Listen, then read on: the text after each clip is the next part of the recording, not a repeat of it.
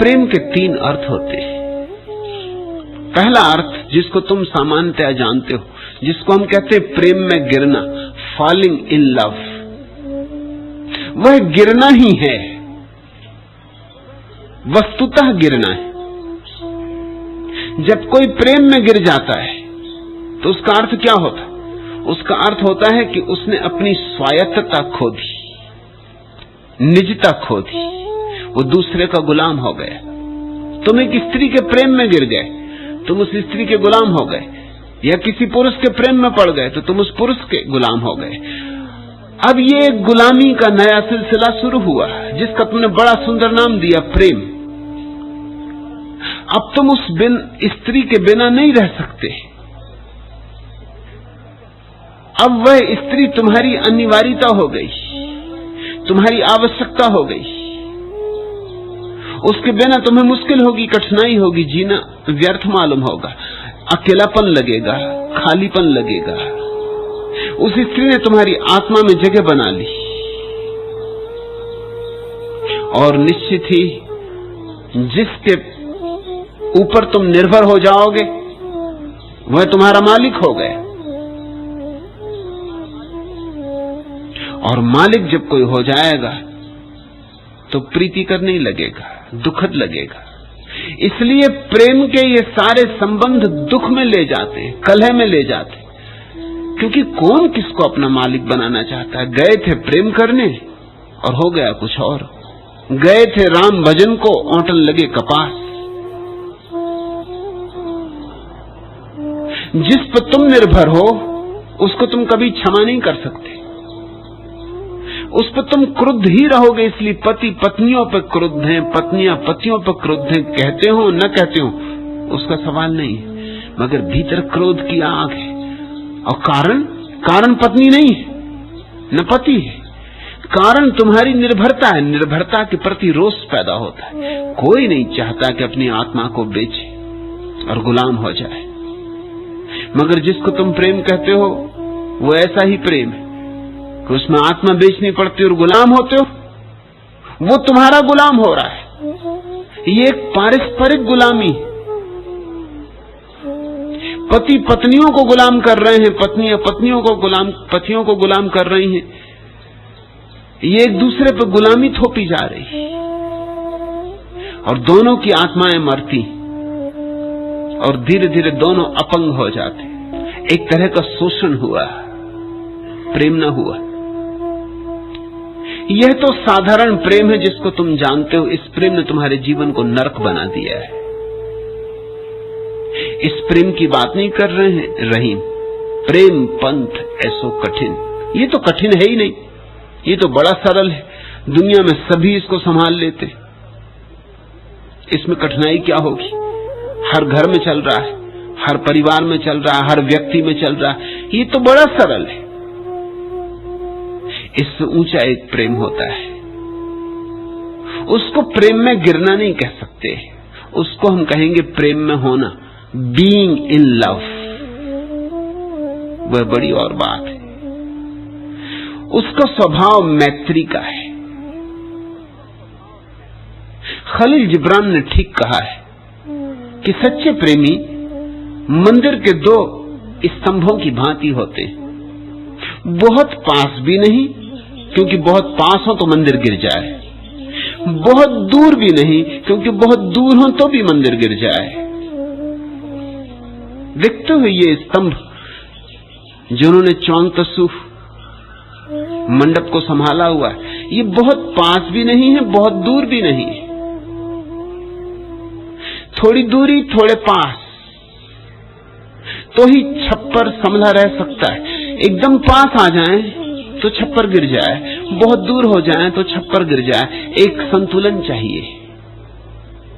असली प्रेमी न तो एक दूसरे के बहुत पास होते हैं न बहुत दूर होते, थोड़ा सा फासला रखते हैं ताकि एक दूसरे की स्वतंत्रता जीवित रहे, ताकि एक दूसरे की स्वतंत्रता में व्याघात ना हो, अतिक्रमण ना हो, ताकि एक दूसरे की सीमा में अकारण हस्तक्षेप ना हो। तो इतना दब गया है, रुंध गया है दूसरों के पैरों से कि अब कहने वाला ही नहीं बचा कोई, और या फिर इतना घबरा गया है दबने से कि भाग गया है जंगल में, अकेला बैठा है, चारों तरफ तख्ती लगा दी, नो ट्रेसपासिंग। उसी को तो हम सन्यासी कहते, साधु कहते, जो जंगल भाग जाता, चारों तरफ तख्ती लगा देता, नो ट्रेसपासिंग। लक्ष्मण रेखा खींच के बैठ जाता, भीतर मत आना, क्योंकि डरता है कि भीतर तुम आए कि गुलामी शुरू हुई।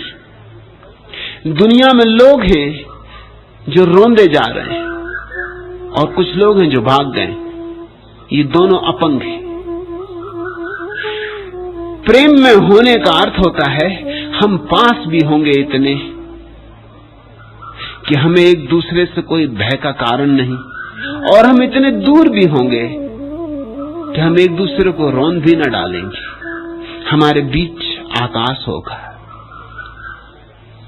और तुम्हारा निमंत्रण होगा तो मैं आऊंगा, और मेरा निमंत्रण होगा तो तुम मेरे भीतर आओगे, मगर निमंत्रण पर यह हक न होगा, अधिकार न होगा। रविन्द्रनाथ के एक उपन्यास में एक युवती अपने प्रेमी से कहती है कि मैं विवाह करने को तो राजी हूं, लेकिन तुम झील के उस तरफ रहोगे और मैं झील के इस तरफ। प्रेमी की बात समझ के बाहर। वो कहता तू पागल हो गई, प्रेम करने के बाद लोग एक ही घर में रहते। उसने कहा कि प्रेम करने के पहले भला एक घर में रहे, प्रेम करने के बाद एक घर में रहना ठीक नहीं, खतरे से खाली नहीं। एक दूसरे के आकाश में बाधाएं पड़नी शुरू हो जाती। मैं झील के उस पार, तुम झील के इस पार, ये शर्त है तो विवाह होगा। हाँ, कभी तुम निमंत्रण भेज देना तो मैं आऊंगी, या मैं निमंत्रण भेजूंगी तो तुम आना, या कभी झील पर नौका विहार करते अचानक मिलना हो जाएगा, या झील के पास खड़े वृक्षों के पास सुबह के भ्रमण के लिए निकले हुए अचानक हम मिल जाएंगे। चौंक कर तो प्रीतिकर होगा, लेकिन गुलामी नहीं होगी। तुम्हारे बिना बुलाए मैं ना आऊंगी, मेरे बिना बुलाए तुम ना आना। तुम आना चाहो तो ही आना, मेरे बुलाने से मत आना। मैं आना चाहूं तो ही आऊंगी, तुम्हारे बुलाने भर से ना आऊंगी। इतनी स्वतंत्रता हमारे बीच रहे तो स्वतंत्रता के इस आकाश में ही प्रेम का फूल खिल सकता है। ऐसा दूसरा प्रेम बहुत कठिन है। और रहीम जिसकी बात कर रहे हैं वो तो तीसरा प्रेम है, वो तो अति कठिन है। ये दूसरा प्रेम भी शायद कभी कभी संभव हो जाता है किसी कवि को, किसी चित्रकार को, किसी मूर्तिकार को, किसी संगीतज्ञ को। पहला प्रेम तो साधारण आम जन का प्रेम है, पृथक जन का प्रेम है, भीड़ भाड़ का, भेड़ों का। दूसरा प्रेम मनुष्यों का प्रेम है, जिनकी थोड़ी गरिमा है, जिनमें थोड़ा बोध है, प्रतिभा है। दूसरा भी बहुत कठिन है। और रहीम तो तीसरे प्रेम की बात कर रहे हैं। पहला प्रेम फॉलिंग इन लव, प्रेम में गिरना। दूसरा प्रेम बीइंग इन लव, प्रेम में होना। और तीसरा बीइंग लव, प्रेम ही होना। तीसरा कोई संबंध ही नहीं, उसका दूसरे से कोई नाता ही नहीं। वह तो प्रेम की चैतन्य दशा है, वह तो भीतर से उमकता हुआ प्रेम है, सारे अस्तित्व के प्रति, इस कूकती कोयल के प्रति, इन पक्षियों की आवाजों के प्रति, सूरज की इन किरणों के प्रति, वृक्षों के प्रति, लोगों के प्रति, इस सारे समग्र अस्तित्व के प्रति। सच तो पूछो, प्रति का सवाल ही नहीं है। किसी का पता नहीं है उस प्रेम पर। जैसे कोई झरना फूट रहा हो, या जैसे किसी फूल से सुगंध उठ रही हो। वो किसी पते ठिकाने पर नहीं जा रही, वो पहले पोस्ट ऑफिस नहीं जाएगी, वो किसी पोस्टमैन पर सवार नहीं होगी, वो किसी लिफाफे में बंद नहीं होगी। वो उड़ेगी खुले आकाश में, जिसको लेना हो ले ले और न लेना हो तो ना ले। जैसे दिए से झरता प्रकाश है, वो झर रहा है, सिर्फ वो दिए का स्वभाव है। ऐसे प्रेम की बात कर रहे हैं रहीम। ऐसा प्रेम तो बुद्धों का होता है, ऐसा प्रेम तो उनका ही होता है जो ध्यान की परम अवस्था को उपलब्ध हो गए। ऐसा प्रेम तो ध्यान का परिणाम है। और ऐसा प्रेम सरल नहीं हो सकता जैसे तुम्हारे साधु संत कह रहे हैं। रहीमन मैन तुरंग चढ़ी चली वो पावक माई, प्रेम पंथ ऐसो कठिन सब कोई निभत नहीं। ये सबसे निभ नहीं सकता, ये तो विरले, बहुत विरले, बड़े जागरूक पुरुष इस अवस्था को उपलब्ध हो पाते, और जो ऐसे प्रेम को जानते हैं वे ही परमात्मा को जानते हैं। और ऐसे प्रेम का नाम भक्ति है। मंदिर में चढ़ाए 2 फूल, जलाए 1 दीप, कि उतारा है आरती, कि करवा ली घर में सत्यनारायण की कथा, कि मरते वक्त हरिनाम जपते रहे, या खुद न बना जपते तो किसी पंडित पुजारी को बिठा के जपवाते रहे हरिनाम हरिनाम। इससे नहीं होगा। रहीम इस प्रेम की बात नहीं कर रहे हैं, वे तो प्रेम के उस पंथ की बात कर रहे हैं जो परमात्मा से मिला देता है। वह तो अति कठिन है, कठिन से कठिन है। गौरी शंकरों पर चढ़ जाना आसान, चांतारों पर पहुंच जाना आसान, प्रेम में हो जाना सर्वाधिक कठिन है। मैं तो रहीम से राजी हूं, तुम्हारे साधु संतों से नहीं। तुम्हारे साधु संत तो तुम्हें खिलौने दे रहे हैं, गुनगुने दे रहे हैं। मैंने सुना एक आदमी ने विज्ञापन पढ़ा, विज्ञापन बड़ा प्रीतिकर था, जैसे कि विज्ञापन होते। जरा विज्ञापनों को गौर से देखा करो, वो तुम्हारी मनोदशा की खबर देते। कैडिलक कार का विज्ञापन होता है तो विज्ञापन में लिखा होता है something to believe in. Car, उसका विज्ञापन समथिंग टू बिलीव इन, कुछ जिस पे भरोसा किया जा सके, विश्वास किया जा सके, जिस पे श्रद्धा की जा सके। सोचो किन लोगों के लिए विज्ञापन दिया जा रहा है। ईश्वर पे श्रद्धा हट गई है, जीवन से श्रद्धा हट गई है, प्रेम से श्रद्धा हट गई है, सारी बहुमूल्य श्रद्धाएं समाप्त हो गई। अब कैडिलक कार पे श्रद्धा करनी पड़ेगी। अब कुछ तो चाहिए, श्रद्धा करने को कुछ तो चाहिए। श्रद्धा खाली रह गई तो लोग कारों में भरोसा कर रहे हैं, कारों में श्रद्धा कर रहे हैं। या कोका कोला का विज्ञापन पढ़ो,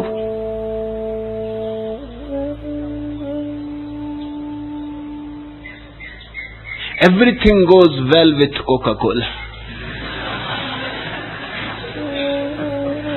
तो अगर पत्नी से झगड़ा है, कोका कोला लाओ। अगर घर में वैमनस्य है तो रेफ्रिजरेटर में कोका कोला की बोतलें भर कर रखो। हर चीज बड़े रंग से चलती, मौज से चलती, बस कोका कोला संग में हो, सब ठीक होता। लोग कर रहे हैं इस तरह के अभ्यास, अब और तो कोई उपाय नहीं रहा। बाइबलें धोखा दे गई, गीताएं काम नहीं पड़ी, अब कोका कोला पे भरोसा करो।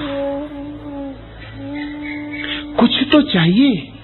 तुम्हारे विज्ञापन तुम्हारी संबंध में खबर देते।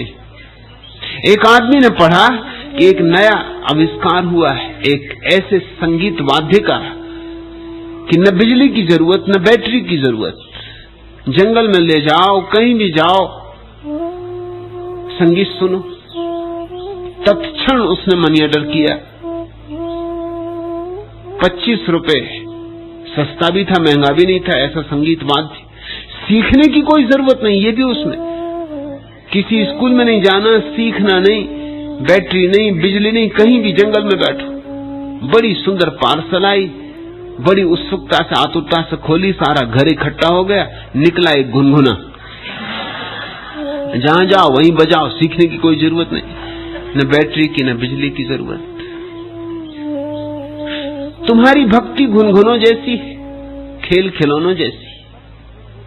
और साधु संत कह रहे हैं कि भक्ति का मार्ग बड़ा सरल, बड़ा सुगम।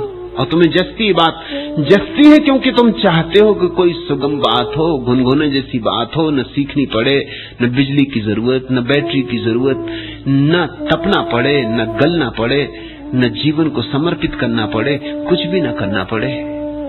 एक गोबर के बना के गणेश जी बिठा लिए, चलो गौ गोबर ही सही, पवित्र गोबर के बना ली, चढ़ा दी फूल की माला, हाथ जोड़ के बैठ गए, झूठे आंसू बहाने लगे, गणपति की प्रार्थना करने लगे, और तुमने सोचा हो गया सब, भक्ति हो गई। तुम्हें भी लगेगा कि साधु संत ठीक ही कह रहे हैं, मामला बिल्कुल सरल है, अड़चन क्या है इसमें? लेकिन ये भक्ति ही नहीं है। तुमने जो चाहा साधु संतों ने तुम्हें दे दिया, गुनगुना चाहा गुनगुना दे दिया, उन्हें गुनगुने बेचने हैं, तुम गुनगुनों के खरीदार हो, दोनों के बीच मेल बन जाता है, दोनों एक दूसरे से प्रसन्न, वो तुमसे प्रसन्न है, तुम उनसे प्रसन्न हो। तुम्हारे साधु संत नहीं, सिर्फ शोषक, तुम्हारी कमजोरियों का शोषण किया जा रहा है, मगर इस ढंग से किया जा रहा है और इतनी सदियों से किया जा रहा है और इतना प्राचीन है शोषण कि तुम्हें याद भी नहीं आता कि ये शोषण है। तुम्हें तो लगता ही सत्संग हो रहा है। मैं तुमसे कहना चाहता हूं, प्रेम मार्ग निश्चित ही सर्वाधिक कठिन मार्ग है। इससे तुम ये मत समझना कि मैं तुमसे ये कह रहा हूं तुम प्रेम को उपलब्ध न हो सकोगे। मैं ये नहीं कह रहा हूं, मैं ये नहीं कह रहा हूं कि प्रेम मार्ग असंभव है, इतना ही कह रहा हूं सस्ता नहीं है। इतना ही कह रहा हूं कि तुम्हारे झूठे आयोजनों से उपलब्ध न होगा, तुम्हें कसौटी पर से गुजरना होगा। रहीमन मैन तुरंग चढ़ी, चली वो पावक माई, आग की कसौटी से गुजरना होगा, अग्नि परीक्षा देनी होगी। पकोगे अग्नि में तो ही निखरोगे, कुंदन की तरह स्वच्छ होगा स्वर्ण तुम्हारा, प्रभु के चरणों में चढ़ने के योग्य होगा स्वर्ण तुम्हारा, तुम आभूषण बनोगे। आग से बिना गुजरे ये नहीं हो सकता, और प्रेम से बड़ी आग नहीं है दुनिया में।